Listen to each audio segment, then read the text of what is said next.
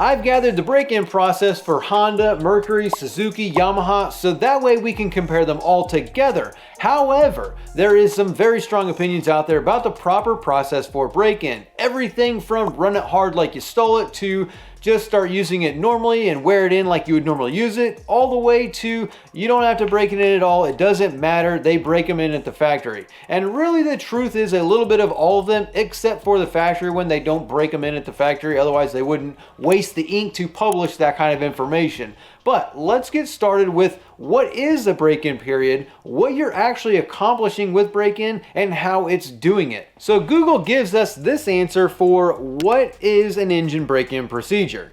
A break-in procedure is a period of time when new equipment is run to condition it and identify any issues. The process involves moving parts wearing against each other to adjust their size and shape. And Wikipedia gives us this. Break-in or breaking in, also known as run-in or running in, is the procedure of conditioning a new piece of equipment by giving it an initial period of running, usually under light load, but sometimes under heavy load or normal load. Now both of those are really good descriptions because I like to say that break-in is mainly about wearing in the moving metal parts of an engine and its system to ensure the reliability and stability over the long-term life of that engine. A lot of this has to do with how metal reacts to heat. Most of the engine is made out of metal, but we're mainly talking about the moving parts that wear in, like bearings, piston rings, crankshaft journals, valves, valve springs.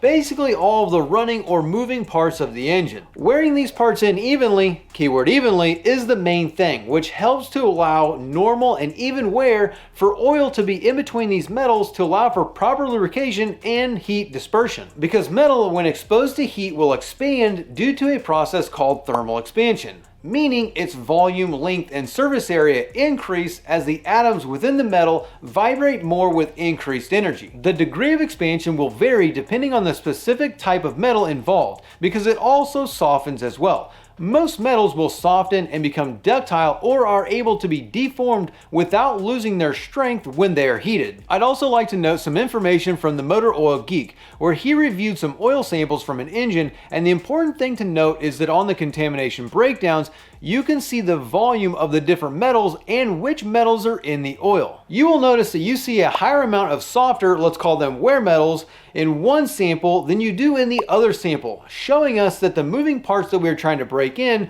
are actually rubbing into the surfaces of each other, wearing out those quote-unquote wear metals from the moving parts. So when we talk about breaking in an engine, we're talking about heating up metal parts and running them under specific conditions for specific amounts of time, allowing these wear metal layers that are on the parts to wear into each other evenly. And that is basically what and how the break-in process works for any engine. Though it is a little bit different for outboards than it is for, say, a car, though there's a lot of differences between an outboard and a car anyway. I mean, it's also super dependent on the type of engine and how it's going to be used. For example, a production line engine for a car like a Corolla or a Malibu is going to have way looser tolerances and be able to tolerate abuse way more than an engine that's built for performance. So our production engine is going to be built to be ran at 2,000 to 3,000 RPM for the majority of its life and to last for hundreds of thousands of miles, taking all kinds of abuse.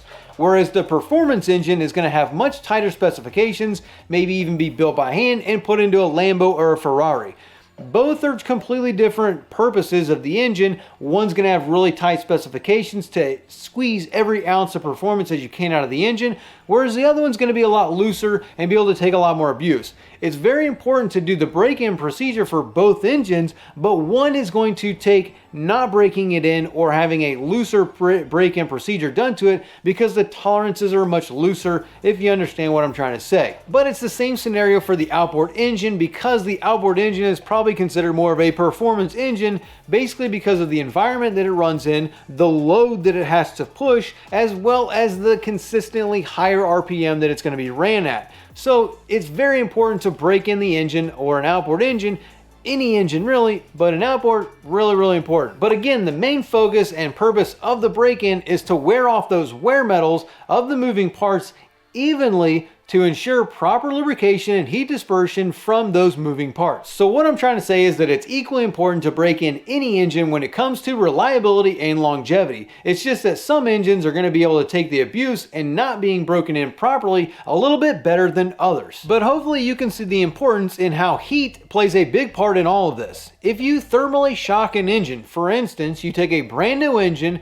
with all the parts that still have this wear layer of metal to them, and you get it extremely hot, running at max RPM, wearing in those parts by expanding them to their maximum level of expansion, and then letting the engine cool down really quickly by running it in colder water and instantly dropping that temp when you come off plane, you can weaken the metal, create a weak spot or problem area on one of the parts, even an uneven spot, which is going to create an issue later on down in the life of that engine. Which brings us into the topic of how do you properly break in an engine so that all of these parts evenly wear into each other, keeping the oil passages, the tolerances, and the distances between the metals even, which allows for even flow of oil and heat dispersion between all these metal parts. And just to let you know, it's basically the same process for every engine with the exception of the differences between a 2-stroke and a 4-stroke, as well as some differences between different models of 2-strokes. Because when it comes to 2-strokes, some engines require a heavier ratioed premix of oil and fuel whenever you break in the engine. For example, this one is going to be for an HPDI, and it is a DFI or direct fuel injection engine. So the process goes as follows. Break-in procedure. Run the engine under a load in gear with a propeller installed as follows. First 10 minutes. Run the engine at the lowest possible speed. Idle speed in neutral is best. The next 50 minutes, do not exceed half throttle, approximately 3,000 RPM, vary engine speed occasionally. If you have an easy planing boat, accelerate at full throttle onto plane, then immediately reduce the throttle to 3,000 RPM or less. Second hour, accelerate at full throttle on a plane, then reduce engine speed to 3/4 throttle, approximately 4,000 RPM, vary engine speed occasionally, run at full throttle for 1 minute, then allow about 10 minutes of operation at 3/4 throttle or less to let the engine cool down. The third through the 10th hour, avoid operating at full throttle for more than 5 minutes at a time. Let the engine cool between full throttle runs, vary engine speed occasionally. After the first 10 hours, operate the engine normally. Note, very important note, C-Series engines must use premix at all times. Consult the owner's manual for details. So as you can see, the main focal points of this procedure is between the heating and the cooling of the engine, as well as the varying of the RPM. Varying the RPM allows the engine to run at all of the different RPM ranges, as well as allowing the engine to get hot and then cool down as you go through these different duration of time periods while doing the break-in procedure. And just for comparison, here's the procedure for a Mercury Optimax, which is another DFI engine, and they give us a few warnings before giving us the break-in procedure.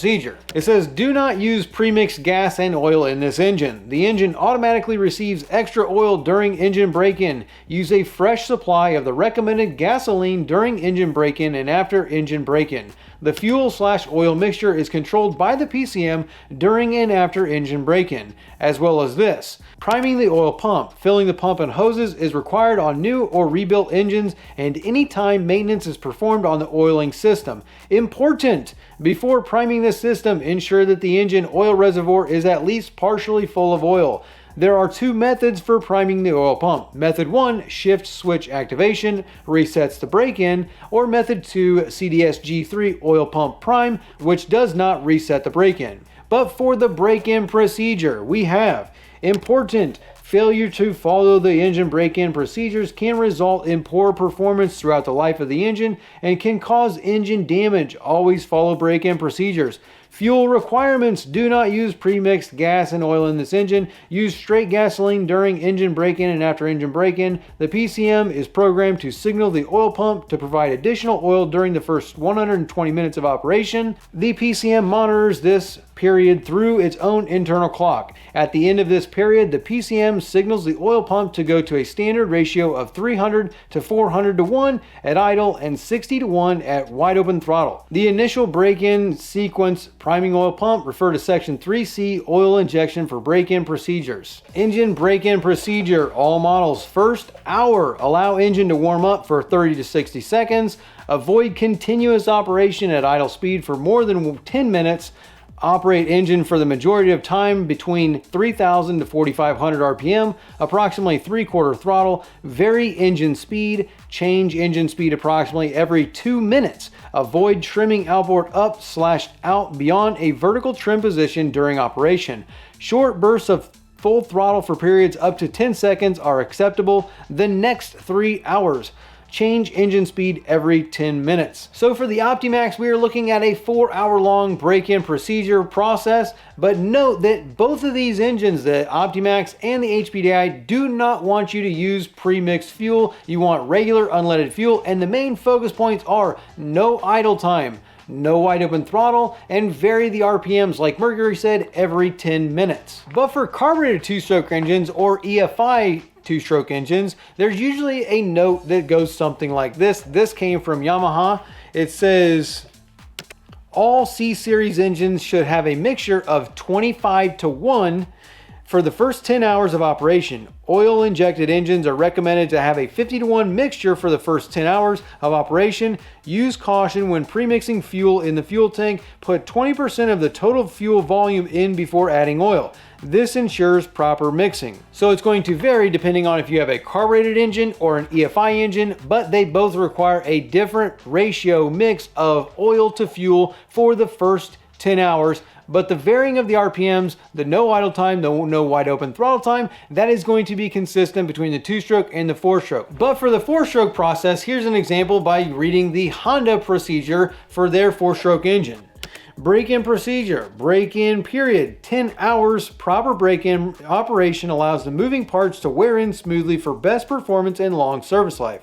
The first 15 minutes, run the engine at trolling speed. Use the minimum throttle opening necessary to operate the boat at a safe trolling speed. Next 45 minutes, run the engine up to a maximum of 2,000 to 3,000 RPM, which is about 10% to 30% of maximum throttle opening. Next 60 minutes, run the engine up to a maximum of 4,000 to 5,000 RPM, which is about 50% to 80% of maximum throttle opening. Short full throttle bursts are okay, but do not operate the engine continuously at full throttle. For boats that plane easily, bring the boat up on plane and then reduce the throttle opening to the recommended RPM range. Next 8 hours or the last 8 hours of the break-in. Do not run the engine at full throttle for more than 5 minutes at a time. Again, varying the throttle, no idle, no wide open throttle. Here is the last one I'll read. This is going to be Suzuki's break-in procedure. Break-in procedure, 10 hours. For the initial 2 hours, allow sufficient idling time, about 5 minutes, for the engine to warm up after cold engine starting. Notice, running at high speed without sufficient warm up may cause severe engine damage such as piston seizure. Always allow sufficient idling time, 5 minutes, for the engine to warm up before running at high speed. After warming up, run the engine at idling speed or the lowers in gear speed for about 15 minutes. During the remaining 1 hour and 45 minutes, if safe boating conditions permit, operate the engine in gear at less than half throttle, 3,000 RPM. Note, you may throttle up beyond the recommended operating range to plane your boat. Then immediately reduce the throttle to the recommended operating range. For the next 1 hour, safe boating conditions permitting, operate the engine in gear or 1,000 RPM or at 3/4 throttle. Avoid running the engine at full throttle. The remaining 7 hours, safe boating conditions permitting, operate the engine in gear at desired engine speed. You may occasionally use full throttle. However, do not operate the engine continuously at full throttle for more than 5 minutes at a time. Notice, running continuously at full throttle for more than 5 minutes at a time during the last 7 hours of break-in operation may cause severe engine damage such as seizure. During the last 7 hours of break-in operation, do not operate at wide open throttle for more than 5 minutes at a time. So you can see basically all of the manufacturers, Honda, Suzuki, Mercury, Yamaha, they all have a very similar break-in procedure. The Optimax is only 4 hours. The rest of them is a 10-hour break-in period, with the main focus being no idle, no wide open throttle for more than 5 minutes at a time, and varying the RPMs. Every 10 minutes is what Mercury likes to do. So for the first hour, do not idle at more than 15 minutes. Run about 2,500 to 4,500 RPM, changing the RPM every 10 minutes. And the last 8 hours, don't go wide open throttle for more than 5 minutes every hour, and vary the RPM every 10 minutes. That's your break-in procedure. It's going to make your engine last a whole lot longer because it is going to evenly wear in all the moving metal parts, allowing for proper lubrication and heat dispersion of the engine.